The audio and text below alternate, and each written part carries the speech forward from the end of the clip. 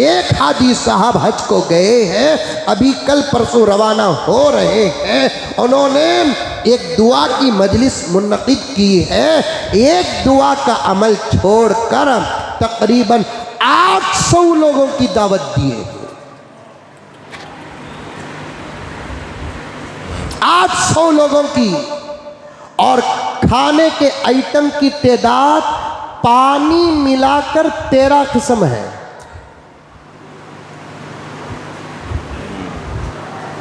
आठ 800 आदमियों की खाने का जो खर्च है इतने आइटमों के साथ, तो कम से कम 3 मन तो पका होगा। और इतने आइटमों का जो मन पकता है 40 किलो का एक मन होता है, कम से कम 1.5-2 लाख रुपए से कम नहीं है। तो 3 मन का खर्च तकरीबन 6 लाख रुपए हो गया है। प्यारो माल डारो लेकर तो तुम खबर को जाते नहीं, पैसा तुम्हारा कफन भी वही 200-300 रुपए की कीमत से ज़्यादा नहीं, सब छोड़ कर जाते हो। लेकिन दौलत को ऐसा बर्बाद करके जाओगे, फिर अल्लाह को तुम अपनी दौलत का हिसाब कैसे दोगे? अल्लाह को अपनी दौलत का हिसाब कैसे दोगे? मालदारों, अगर अल्लाह ताला तुमको माल दिया है तुम बहुत खुश नसीब हो, बल्कि मेरी दुआ है अल्लाह ताला माल सबको अता फरमाए, सही माल अता करे। इस ज़माने में हज़रत थानवी मुजद्दिद मिल्लत रहमतुल्लाह अलैह ने फरमाया, ये दौर में दौलत फितना था, इस दौर में गुर्बत फितना है। एक दौर में दौलत से बड़े बड़े फसाद होते थे, ईमान का तक सौदा होता था। इस ज़माने में गुर्बत से फसाद पैदा हो रहे। जहाँ भी इर्तिदाद का मसला है, जिन जिन रियासतों में कुफ्र का इर्तिदाद का मसला है, इज्जत के पामाली का मसला है, वहाँ जाकर देखो जो मुर्तद हो रहे हैं उनका मसला ही पैसा है। जो हमारी कौम की बच्चियाँ इज्जत को पामाल कर रही है उनका मसला ही पैसा है। अल्लाह अकबर। मालदारों, अगर अल्लाह ताला माल दिया है तो इसका मतलब ये नहीं कि तुमको खर्च करने में भी आज़ादी मिली है। आज़ादी तुमको नहीं मिली है। खर्च करो तो शरीयत के मुताबिक करो, वरना अल्लाह तबारक व ताला से दौलत की नहीं गुर्बत की दुआ करो।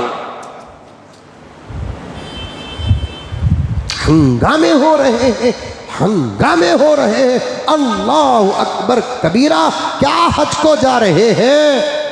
ऐसे मालूम होता है कि हुजूर की उम्मत में अब तक कोई हज नहीं किया सिवाय इसके।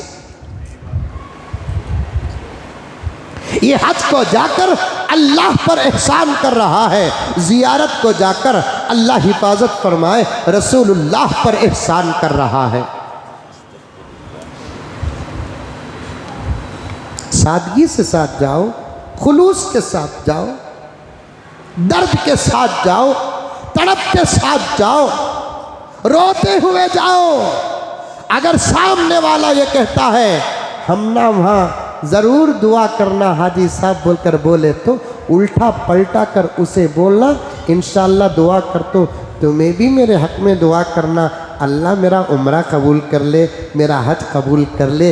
इस किस्म का दर्द उसके सामने भी पेश करना, इसे कहते हैं हज, इसे कहते हैं सफ़र, इसे कहते हैं ज़ियारत, इसे कहते हैं उम्रा। दुआ करना हज, हाँ हाँ कर दूँ, क्या कि ऐसा मानो इन्हें दुआ करा तो इसकी मग़फ़िरत हो रही है।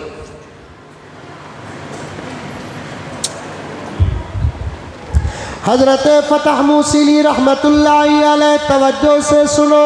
हज को जाने वालों, आज कल परसों पूरे मुल्क भारत से जाने वालों, सारे आलम से जाने वालों, ज़रा ये वाक़या ज़रूर सुनना।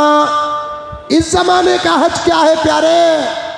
तुम्हारा हज तो बड़ों की कुर्बानियों का नतीजा है, तुम्हारा हज तो बड़ों की मशक्क़तों का नतीजा है, तुम्हारा हज तो बड़ों की इबादतों का सदका है, उनके मुसीबतों का बदला है। इस ज़माने का हज इतना आसान है, घर से निकले कार में बैठे, कार से निकले हज कैंप में उतरे, हज कैंप में से निकले, वो भी एसी की बसों में बैठे, फिर वहाँ से सीधा एयरपोर्ट को पहुँचे।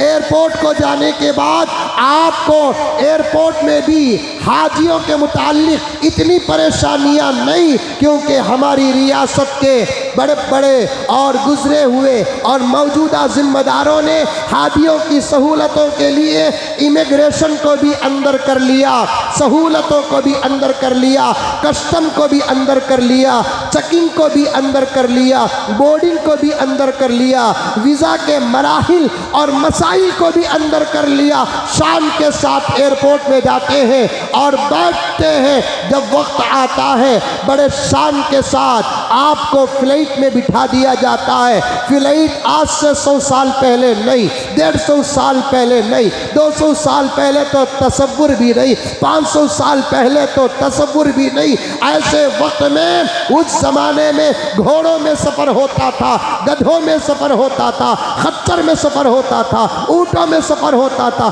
तरक्की हुई तो कश्तियों में सफ़र होता था, बाद में और तरक्की हुई पानी की कश्ती में सफ़र होता था।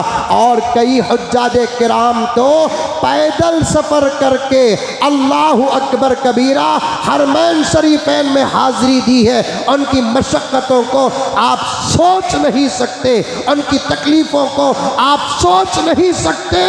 ऐसे दौर में हज करने वाले डर डर कर हज करते थे, और इस दौर में इतनी सहूलतों के साथ हज करने वाले अकड़ अकड़ कर शरीयत का जनाजा उठाकर अल्लाह को नाराज करके, रसूलुल्लाह को नाराज करके हज करते हैं। मुझे ये कहने की इजाज़त दे दे, अगर आलम अरवाह में हज की शर्त लब्बैक के साथ ना होती, ऐसे लोगों को कभी हज ही नसीब ना होता।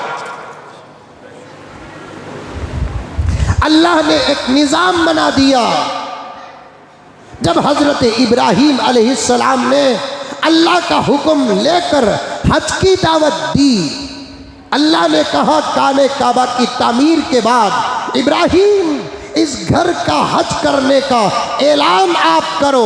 हज़रत इब्राहीम ने कहा ऐ अल्लाह, मेरे बेटे इस्माइल और मेरी बीवी हाजिरा के अलावा दूर दूर तक इस वादिये गैर ज़ी ज़रा में, चटेल मैदान में, पहाड़ों के बीच के एक छोटे से करिए में कोई बंदा बशर नज़र नहीं आता।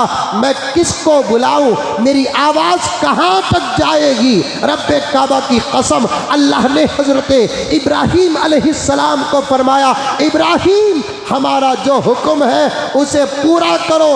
हज की दावत के लिए पुकारना तुम्हारा काम है, तुम्हारी आवाज़ को क़ियामत तक पैदा होने वाले मुसलमानों के कानों तक पहुंचाना मेरा काम है। साफ हदीस में है और तफसीर में है, वअज़्ज़िन फिन्नास बिल हज, इस आयत की तफसीर में है।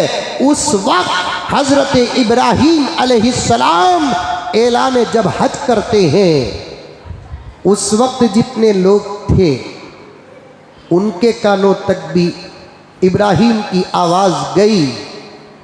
जो पैदा नहीं हुए उनकी अरवाह तक भी आवाज़ गई। आवाज़ सुनकर जिसने लब्बैक कहा, अल्लाह उसको हज का मौका अता फरमाया, और जितनी मर्तबा लब्बैक कहा उतनी मर्तबा हज अता किया। ये अगर अल्लाह का निज़ाम ना होता तो हज के अमल को पामाल करने वालों को कभी हज नसीब न होता। कैसे अंदाज से हज को जा रहे हैं। मैं सिर्फ एक तस्वीर दे रहा हूं।